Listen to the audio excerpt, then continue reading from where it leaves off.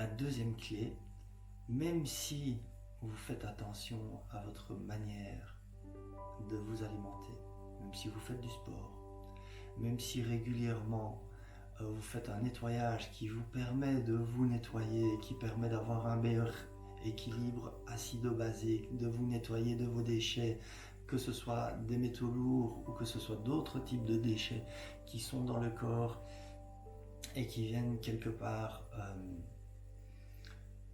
alourdir, empêcher le bon fonctionnement, on va dire, de votre organisme.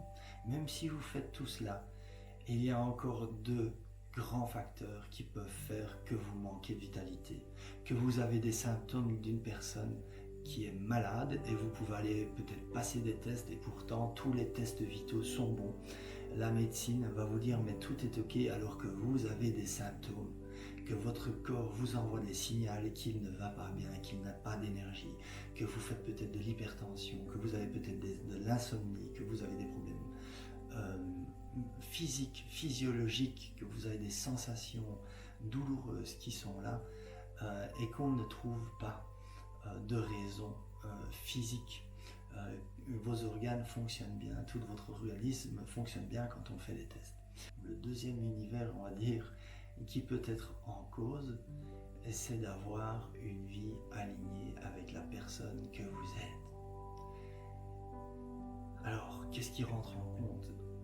De bonnes relations, avoir de bonnes relations les uns envers les autres. On a beaucoup d'études qui montrent aujourd'hui que le fait d'avoir de bonnes relations crée un épanouissement dans votre vie. C'est ça qui fait que des personnes auront non seulement prolongé leur durée de vie, mais aussi grandement leur qualité de vie. On n'a pas besoin d'être riche, on n'a pas besoin d'avoir beaucoup. Non, c'est pas ça qui compte. On n'a pas besoin d'être super intelligent non plus. On n'a pas besoin d'avoir le super boulot, un super poste. Non, le fait d'avoir des bonnes relations. Voilà, s'entendre avec d'autres personnes, pouvoir rendre service, se sentir aimé. Voilà la première clé. Alors, cette clé est peut-être une base qu'on pourrait résumer par l'amour.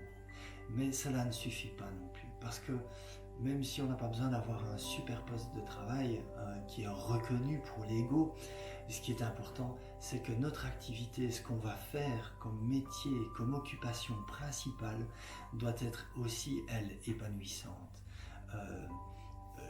Elle va nous générer du bonheur, elle va nous générer un état général de bien-être. Alors, il y a d'autres facteurs. Le facteur de pouvoir s'épanouir aussi dans la créativité. La créativité est quelque chose d'important. La vie, l'équilibre sexuel, avoir une vie sexuelle épanouissante, avoir une stabilité financière. On n'a pas besoin, voilà, de gagner énormément d'argent, mais de pouvoir être autosuffisant pour soi, de pouvoir prendre soin de sa famille.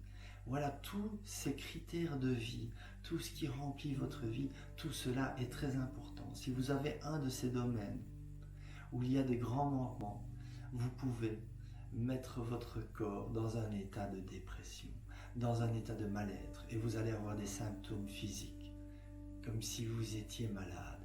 Et une partie de votre vie est réellement malade, et cette maladie va toujours venir se traduire sur votre corps.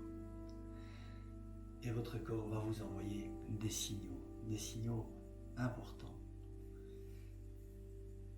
Donc observez un peu. Vous pouvez avoir aujourd'hui des problèmes de santé.